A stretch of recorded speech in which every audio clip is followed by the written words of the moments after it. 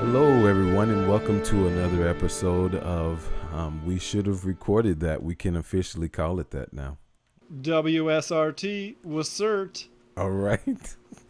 I we mean, sh- really, that acronym has some ring to it, don't you think? Was CERT. yeah, with cert. Pretty soon there will be t-shirts, coffee mugs, all kinds of merch. Yeah, that sounds great. I mean, I'm not against us making money, Oh, because but wait, first of all, who are you? I am Phil Woodard, and who are you? And I'm Adam Potter. And this is We Should Have Recorded That. Yes, yes. So we're glad for you to be with us, and that is our official name. Thank you all for those who helped us decide that. And yeah, as we talked about in our last episode, it was suggested that we have kind of have people. So let me gather myself. We That's give all people right. the Phil, we're always at our best when we are gathered. Yes, we are. Yes. So true.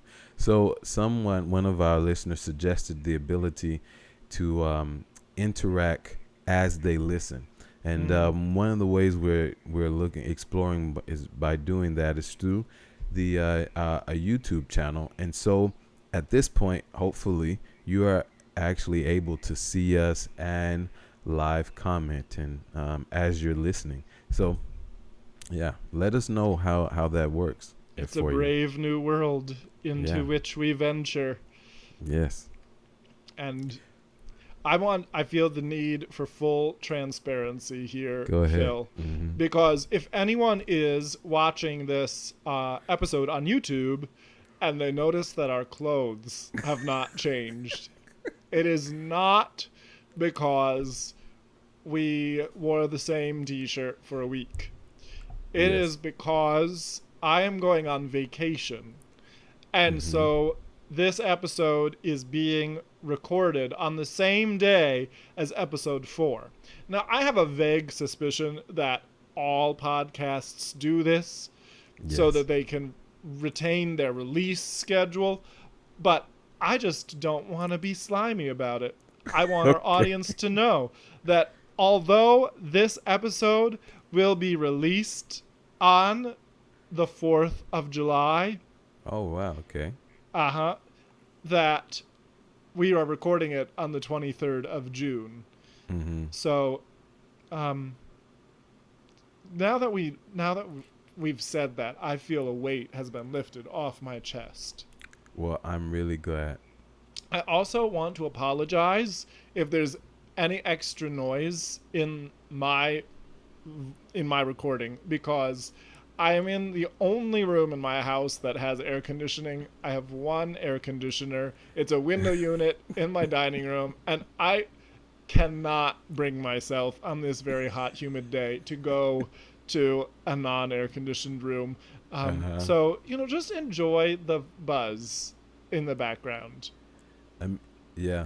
That's the beauty of Rochester, though, right? I mean, you buy an old home, and it doesn't have AC. It doesn't have Of course it doesn't. I mean, I only need it for like 2 weeks out of the whole year. So, uh. do you want to hear the story about this air conditioner? Yes. Go ahead. Now, do you think our audience wants to hear the story about this air conditioner? I'm sure they would. They're. I mean, now that I've entertained. mentioned it, they're Right. waiting with bated breath. So I have never had an air conditioner before, not even a window unit. Um, and this is my third summer in Rochester, Mm-hmm. and I I just always thought, well, like, I don't need to spend the money on the electricity. I definitely don't want to spend the money on the unit itself. And it really was mostly about the money, but Mm-hmm. I could claim to my more environmentally conscious friends that it was because I was trying to save the planet. Uh-huh. And I realized this summer that the reason it was doable not to have an air conditioner in the past is because there was not a global pandemic happening. And so, like, I could take my laptop to Starbucks and work in the air conditioning when it got really hot out. I Uh-huh. was frequently traveling in the summer in my Right. air conditioned car or Uh-huh. at some air conditioned hotel. Mm-hmm. So this is my first summer actually being stuck in my house. Right. And so this is the summer that I broke down. And when I heard that a friend from church was installing central AC in his house and giving away his window units, I was like, I'll take one of those.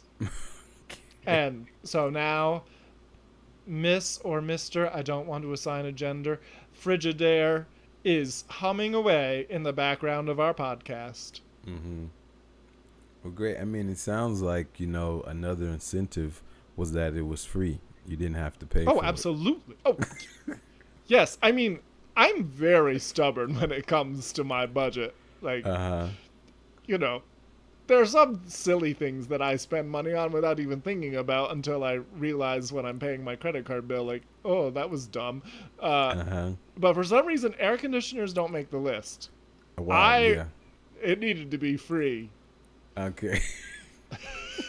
I mean, yeah, and the added fact that you're in your home for more time than you would have been Yes. usually. My Yeah. dog Bee is very grateful.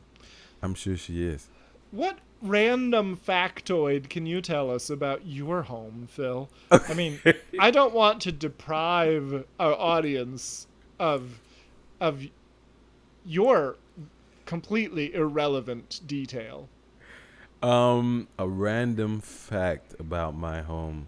So I don't. Well, yeah, that's not as random because I think a lot of people right now are using their spare bedrooms to as an office, and this was a Mm, classroom for me during yes. during the end of the school year. So that's not as random. What is a random fact?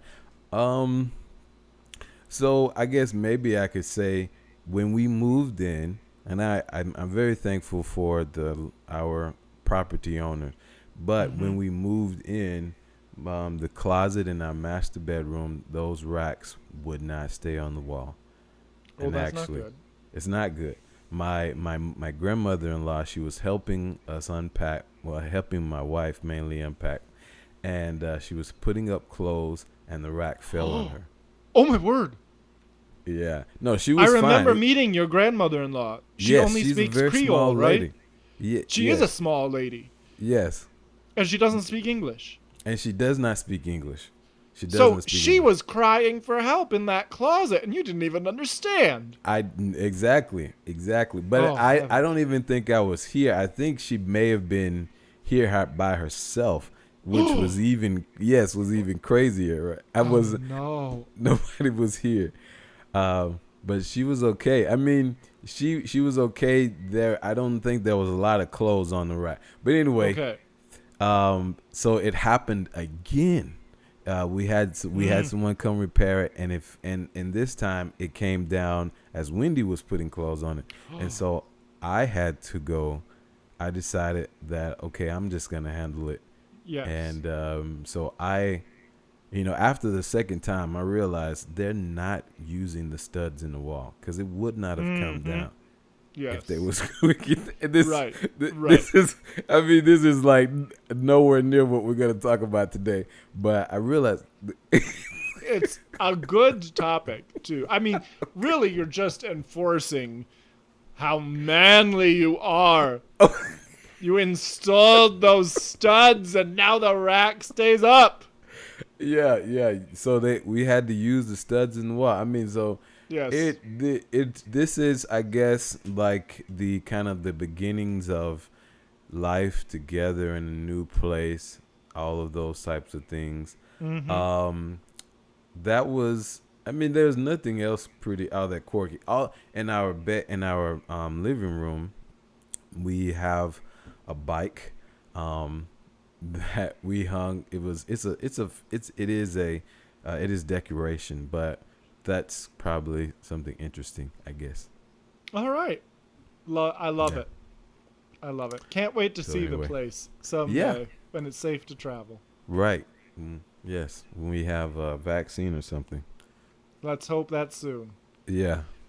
Well, Phil, what is the topic today? Because it's not home improvement. Okay.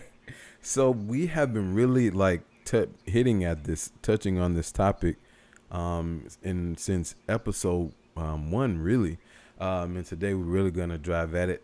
Servant leadership. That is what we want to talk about today.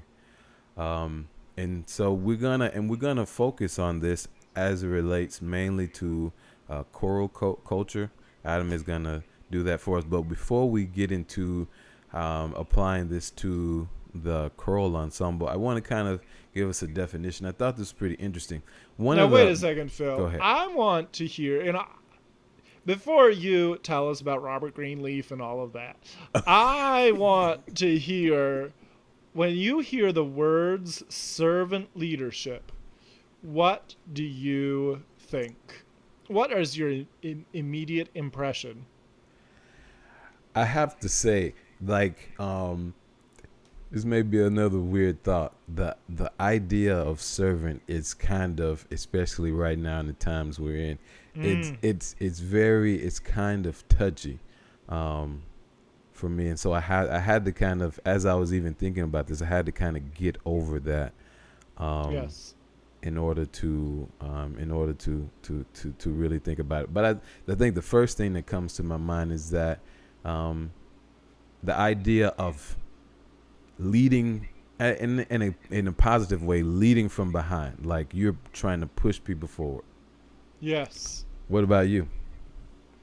Well, I think so many things, because this is a loaded term for me. I think of Matthew 20:16, so the last shall be first and the first last.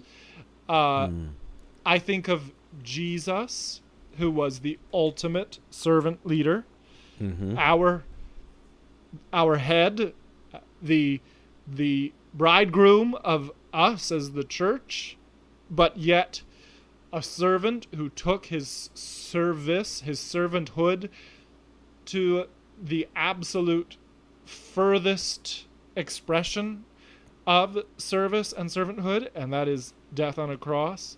Yeah. The juxtaposition of those two words that can seem like an oxymoron, right? It can seem oxymoronic to talk about a servant leader, because a servant is, by definition, at least in our mindset, our culture, is someone who follows, right? Yeah. And a leader is someone who leads, not someone who serves. Right. So that, I think that, can I tell a story? Yes. You'll give me permission? I give you permission to tell All a right. story. What if I didn't give you permission? Then I would say, all right, tell us about Robert Greenleaf. Go ahead. No. I'm gonna go ahead. So I did my undergraduate degree at Houghton College, and in the mission statement of Houghton College, it talks about graduating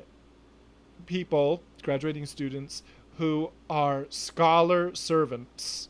And in fact, back in the early 2000s, the early aughts, when I was a student there, they prided themselves on the fact that if you Googled the phrase scholar servant, the first result that came up would be, oh, did you hear my Google? She heard me talking to her. Okay. And that's so interesting. Apparently, it is no longer Houghton College, because she searched for it without me even saying it, because I said her name, and I don't see it on there. Anyway, they prided themselves on being the first result on Google for that term. And then I remember going to Florida State, where I did my doctorate, and I went to a concert. This must have been November or so, when the top undergraduate choir at the school, and I was just mesmerized. They were stellar. They were fantastic. There was a wonderful concert, a wonderful ensemble, and I really enjoyed it. And I remember talking to the conductor of that group maybe the next day or 2 days later and saying to him, because I had been brainwashed. No, that sounds bad. I had been indoctrinated. Oh, that sounds bad too. Uh, I had been conditioned. There, that has less of a negative concomitant. Slightly better. Had been conditioned to think of servanthood in this really positive sense. And did you just hear B? I did. I'm sorry, everyone. All right. Not only are you hearing my air conditioner today, but my poor B, my dog, she is here also, like she always is. But she's also wearing a cone right now because she has a scab on her cheek that we need to get healed. And so if she's making all kinds of noises against the plastic cone, forgive me. Okay, back to my story. I had been conditioned to think of servanthood as a positive thing. And so I said to that conductor of the choir whose concert I went to, I just saw a real sense of servanthood in your conducting. And he looked at me like I had grown a third eyeball. And then a week or two later, I underwent the doctoral diagnostic exams at the university. I'll explain what those are another time. I've already been too distracted today. But they were a very high stakes exam. You passed them or you went home, essentially. Wow. And in those exams, that conductor said, Adam, what did you mean when you told me that I had exhibited servanthood? And so that's when I talked about my somewhat ill-formed, but still very powerful inside my heart ideas about what it meant to be a servant leader. Mm-hmm. And I remember another professor in that room then said, oh, Adam, only people who want to be world famous talk about this servant leadership stuff. And I was mortified because, I just have no delusions of grandeur of that nature, Phil. I maybe through this podcast now, I'm going to get world famous alongside you. But me too. Basically this podcast is my last chance because otherwise it ain't happening. Yeah, that's not true. So I thought that was an interesting thing to say. But then I will say this. That same professor who talked to me about wanting to be world famous, by the time I graduated with my PhD, and we were actually having a discussion on what to list as my research interests.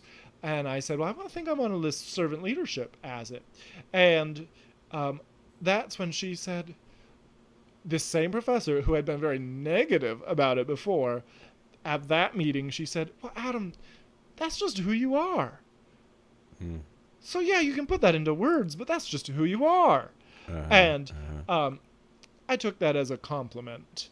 And we're going to talk more now about what servant leadership is and why I think it's a great thing if someone says that you exhibit the characteristics of a servant. Yeah. So, Phil, what is servant leadership? So one of the things that I wanted to, before we define or talk about, define it, the idea of how we get there. Martin Luther is a great person who. Well, he had his negative points as well. You always catch me in the middle of my statements. He was a horrible anti-Semite. He had his bad. He wasn't the great. There are other people we could say who may have not been socially well adjusted, but is that how we're going to describe Martin Luther? No, but he was not a perfect person, and I'm not gonna make any excuses for him. None of us is. Yes, But I imagine what you were going to say is he's a good person on a particular topic. Yes, he's someone we can reference on this idea of servant leadership, because one of the things that he really helped us, help Christians to think about differently, was vocation, and how Yes. no matter and so that if you didn't have to go to a monastery or to a nunnery to have a holy profession, Yes, that's but right.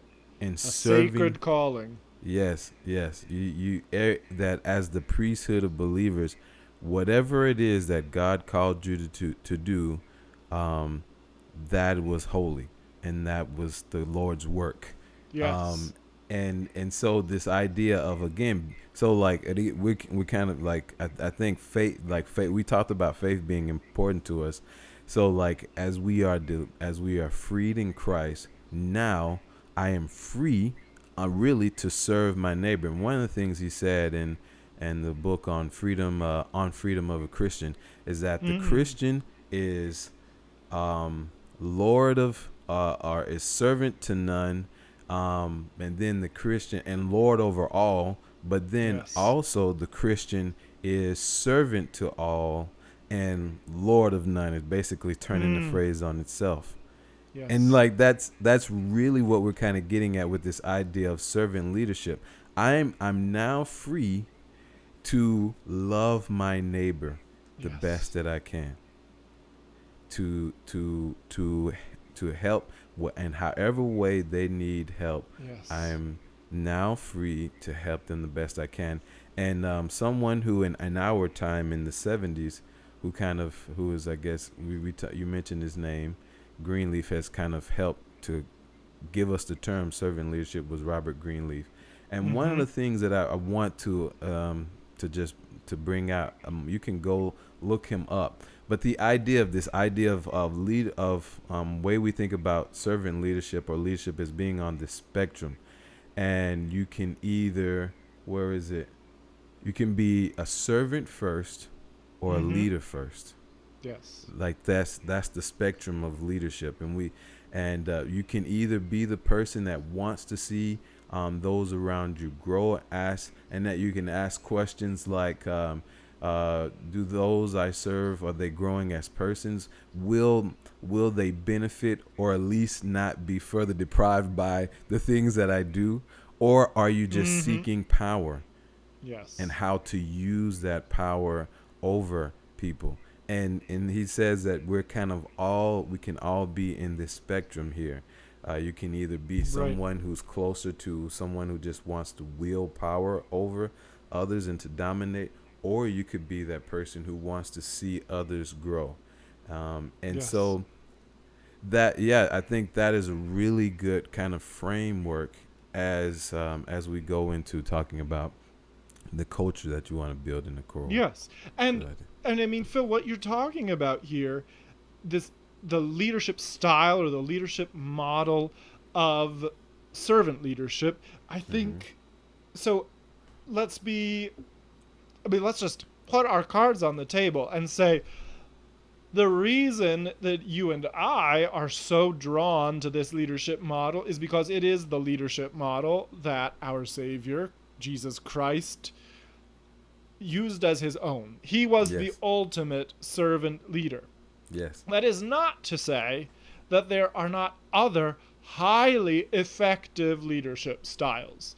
There's there's situational leadership, there's shared leadership, there's laissez-faire leadership, where you basically, as the leader, you let your team do its thing with almost no oversight.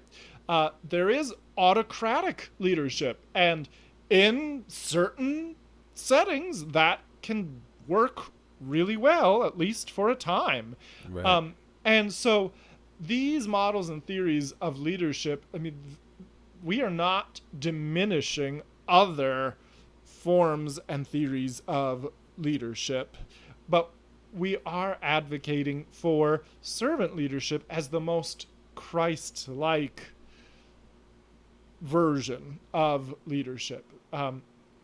and it does not mean that you always just bow down and let people take advantage of you. Mm-hmm. Jesus was incredibly meek. Jesus did teach us to turn the other cheek, but Jesus also went into the temple and turned over the table of the moneylenders. He So, did. this is, I think there are a lot of misconceptions about what servant leadership is. And so, we, as music educators and conductors here, are going to talk about servant leadership in our context because I won't speak for Phil. I'll just speak for myself. It's the only context I know. I am not a leader outside of the choral rehearsal setting. That Mm-hmm. is my leadership is the Roberts Wesleyan College choral music program. That is where I am a leader, and I don't know about leading a country or leading a company or leading a university or leading. I don't even know about leading a family. I mean, my dog is wearing a cone right now. So, I think you're doing a great job. well, thank you, Phil. Um, the other thing that I want to say is there's a need for conductors, all teachers, there's a need for all teachers to think of themselves as leaders. I think there's a special need for conductors to think of themselves as leaders. Um, we've talked in the past about thinking of ourselves as teachers. Obviously, choral conductors think of themselves as musicians. But we are also leading our students, our singers, um, into establishing a shared vision and a shared culture that will empower our best music making. So, I mean, and Phil already talked that that's where we're going next. I just wanted to make sure that we drew that bridge really clearly. I didn't want any of our listeners to feel like they had to make a leap from one side to the other. They could just walk right across that bridge of logic or bridge of gobbledygook words, whichever you perceived it as. Yeah.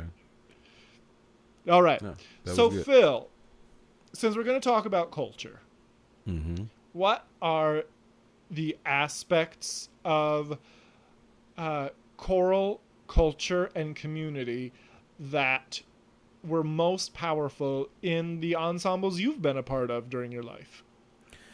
I think the first one is a sense of being welcomed, um, Mm. and kind of helping to break break the ice in those sense where where now we can try to let not be nervous about expressing ourselves. Um, Yes. I think the second one is, and especially in the choirs that I sung with you, was being it being okay to make a mistake. I mean, Yes. we don't want to just stay, we don't want to just be ignorant of our mistakes, but it is okay. And Mm-hmm. you would often say we make those mistakes boldly, Yes. um, make those mistakes boldly. So Why? How does that contribute? I'm curious, Phil. How does that permission to make mistakes contribute, first of all, to the learning process, and second of all, to the culture of the group? So yeah, definitely first to the learning process, because if you're not again that environment where you're free to make those choices, I don't know if you're getting what I'm giving to you. So it's kind of a way Mm. of assessing. The student hopefully can assess whether they are getting the information or not, and then so you're able to in real time make those choices, and you're saying, okay, that was not it, Right. and now Right. I have a chance to do it again. And then Yep. in the choral culture, like it really is the first, it is really is that first barrier um of expression, because Mm-hmm. Yes. if you're not able to get out of your head about making a mistake, you're not gonna be able to. You're always gonna be self conscious of, okay, did this expression come out right or what, so I think that's the first, breaking down that first barrier to like doing what we want to do, which is express the music, make Yes. music. Yes. I think for me, on the first point about it's the safety to make mistakes in the learning process. First of all, it forces all of us to take ownership Yes. of those mistakes, right? Mm-hmm. And Mm-hmm. there is nothing wrong with acknowledging that you've made a mistake. I mean, Phil, how many times did you hear me in front of an ensemble call myself a dum dum? A few, yeah. But and other words, a In lot. other words, Yes, yes, yes, yes. and I've the dum dum is just one of my self descriptors. Yes, But there self-deprecating. is nothing for me as a singer. There is nothing that ticks me off as much as being in an ensemble where the conductor just made a mistake and then blames the singers for it. Oh I yeah. hate that. And it's like, come on, buddy. Like, we were all in the same room you were just in. We also don't blame you for making a mistake. Right. You are, after all, human. Yes, So yes. stop yelling at me about it. That one time, it wasn't my fault. Hallelujah. It's a Yes. miracle. And the other thing in the learning process that that acknowledging mistakes does is that I just lost my train of thought. I I It's was going to okay. say something about making mistakes. Oh, I remembered. Okay, All right.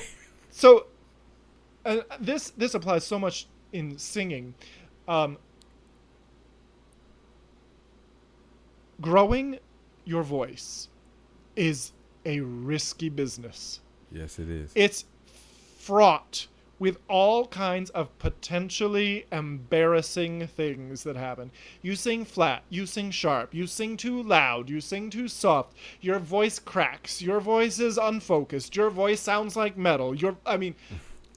We we as voice teachers are constantly pushing the pendulum way past where we want it to go in order to reach center and actually accomplish the goal.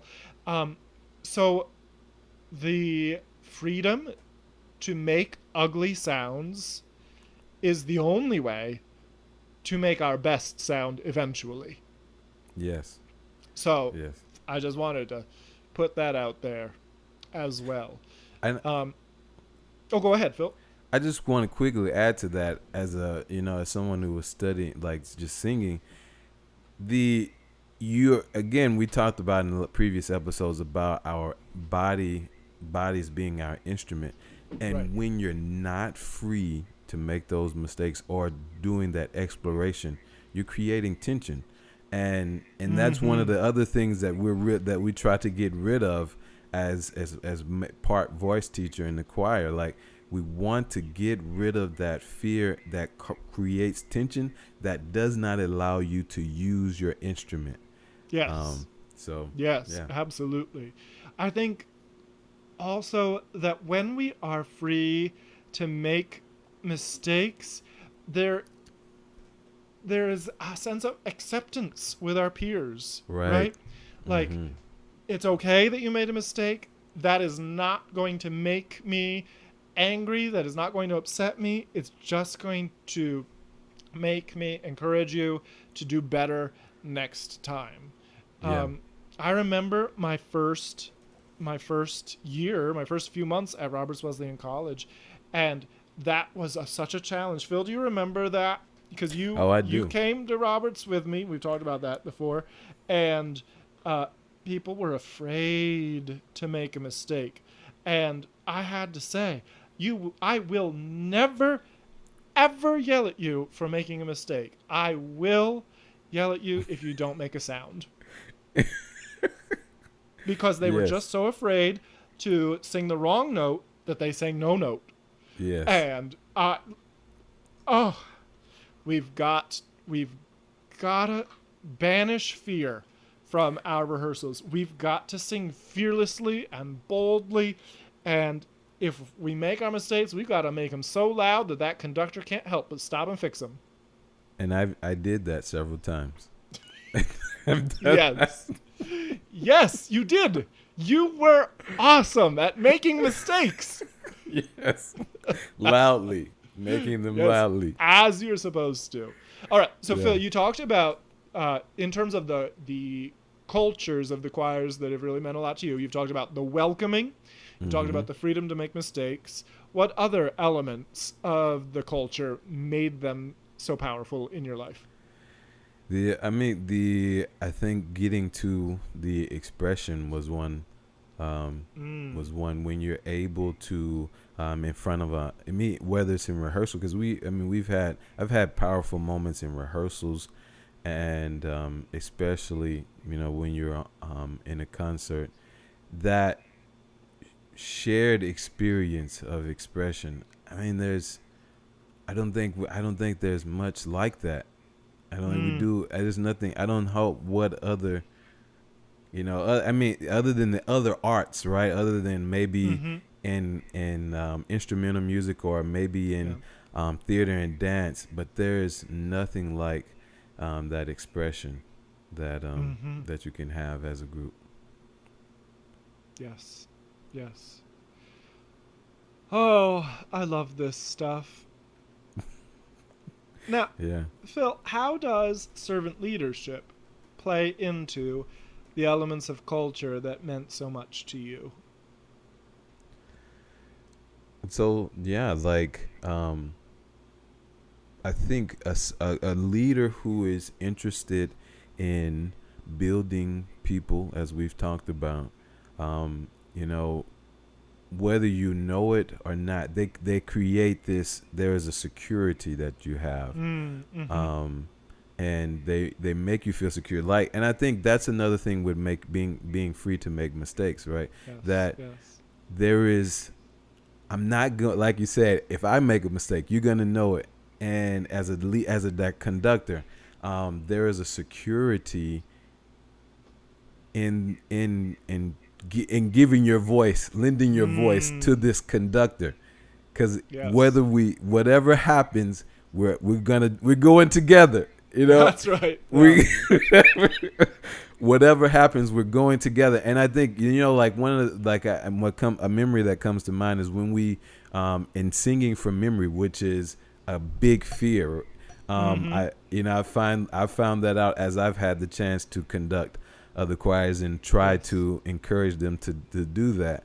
That's a big fear. But as a leader, you say, guys, it's if we mess up, it's on me as the conductor.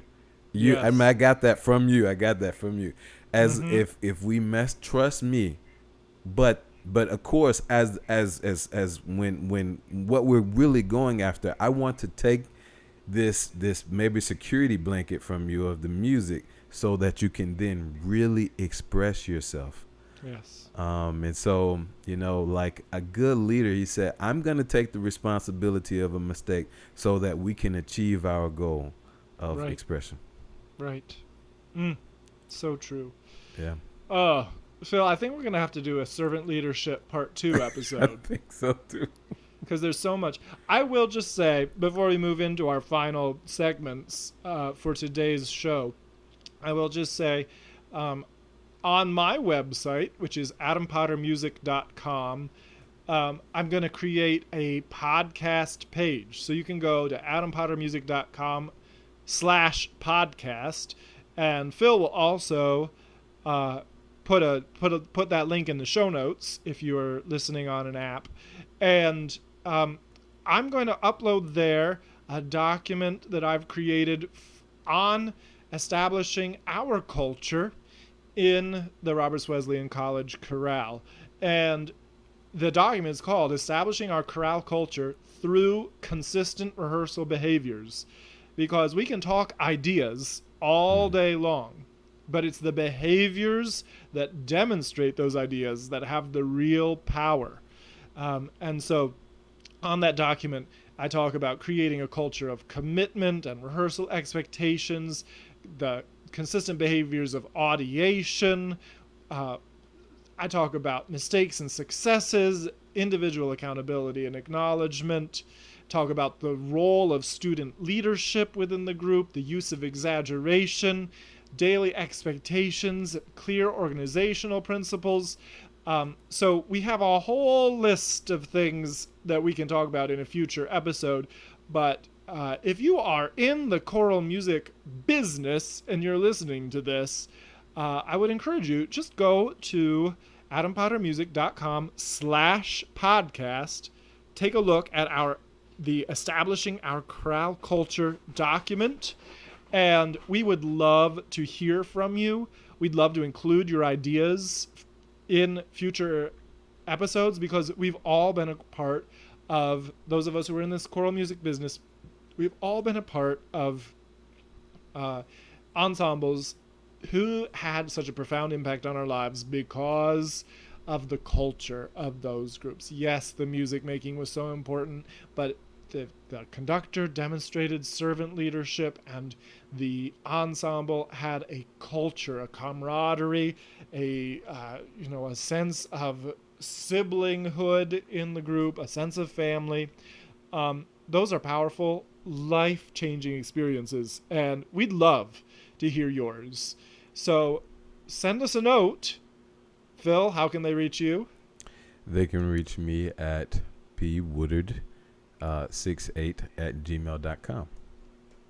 And you can reach me at potter_adam@roberts.edu. Our email addresses are in the description of this podcast, if you'd rather click and copy and paste than type it out.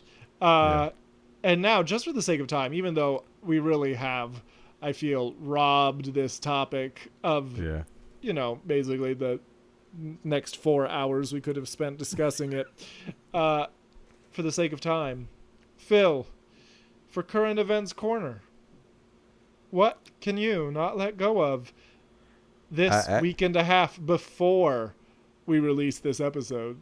Well, I mean, I'll tell you one really quick. So Wendy's birthday is on Thursday.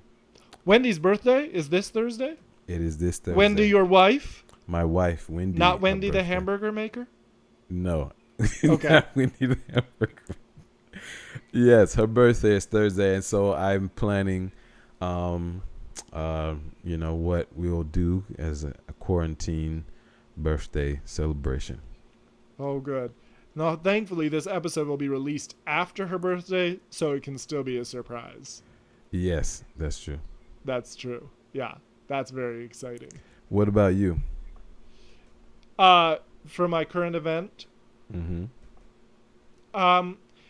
I just want to encourage everyone, and let's face it, like, the people who are listening to this are our friends. I don't know if anyone who's not our friend is cares to listen to this. So our friends are probably in full agreement of this, and this is not going to be a controversial thing. But if there's someone out there who's not our friend who stumbled on WSRT,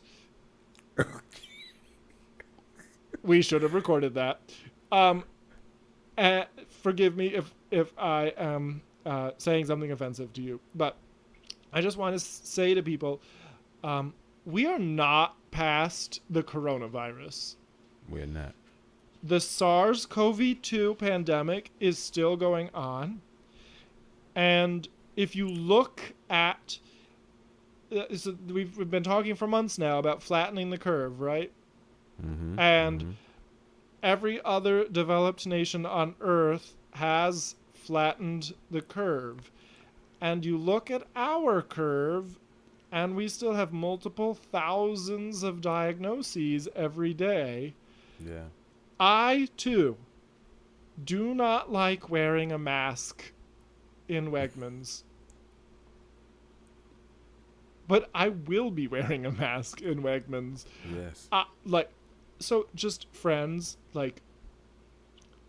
can I encourage you to not put yourself in a crowded arena next to other people right next to them, breathing on them breathing on you without a mask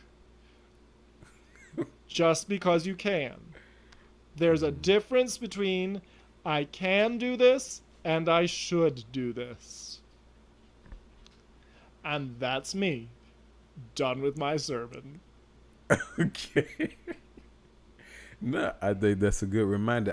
One last thing, one quick A last good thing. reminder. No, it is. It's a good reminder that But the one thing I remember, especially I've experienced this, in every choir that every year I've sung with you, but I think the first year was very poignant.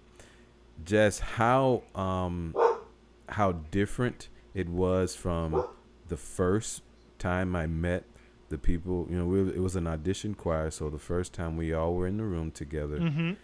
to the end of the year. And you talked about how that we really develop community and caring for people and caring Yes. for those people, and you probably you wouldn't have cared for outside of being with them for that Mm-hmm. year. And I remember even one of the female singers mentioning that just the different way they thought about other members because they were spending so much time together and because of the culture that was created. So Yes. yeah, it's that it really when we're thoughtful about that culture, it really does have an impact on how we interact with each Yes. other, even outside of the choir. Yeah, that's so true. It is, and we've talked about this in the past, but choral music as a vehicle for character development. Yes. What a powerful vehicle it is. Yes. So Adam, Yes. what have you learned today? I'm not sure if what I'm going to say answers your question of what I've learned. It's more of an observation / a proud papa moment. So if you're listening to this podcast for the first time and you don't know us, you might not know that Phil was my student. And so Phil, my heart is so encouraged by your observations of the culture that we experienced together and the culture that we both worked to form together in the ensembles that we have been a part of. And I'm just very proud of how thoughtfully you approach the concepts of servant leadership and how servant leadership can form a culture in any organization, but especially in a choir. I'm just really proud of you. So thanks, man, for making me proud. Well, I mean, yeah, you're welcome. Yes. And what did you learn, Phil? What did you learn? I want to say really before I go on that really quickly, it just the things that I was already kind of thinking about joining your choirs and having you as a teacher, just it was a perfect fit. It really was providential. Well, and that's the thing. It was providential. Yeah. Praise God. Amen. Because Praise God. Most all of the good things I've done in my life are entirely to God's credit. And all of the dumb things I've done in my life, well, those are mine. Well, yeah. I mean, I Yeah. think he gave you the good works to do. He gave you that vocation. And I am grateful for good work to do. And All right. what have I learned? Yeah, what did you learn? I think everything that you talked about were things that I knew. Maybe I will like really quick. Like you talked about your teacher in the last episode, and I think just those principles that you were sharing from that teacher was very cool. Oh, you also talked about your I thought that was pretty interesting too. What you want to do research on in servant leadership. I don't think you ever shared that with me. Oh, before. really? Yep. Well, So that's the truth. It went from only people who want to be world famous talk about this stuff to that's just who you are. Hopefully she Right. meant, not a craven individual seeking fame. Right. Ah. Anyway, wow. This time flies, Phil. I It does. enjoy I was telling Phil for our audience now, I was telling Phil off the air last week when we recorded that it's not that I had any expectation I would not enjoy it. I just was completely ambivalent about what it Right. would be like to record a podcast since I had never done it before. Yeah. And I shared with Phil, I actually am really enjoying it. And I hope that we are putting out into the world some thoughts that are useful to somebody. And if that's one person, awesome. Yes. Yes. I Yeah. agree. I All agree. right. Well, dear audience, we'd love to hear from you. Please do give us a shout. And I will say bye for now. Adios.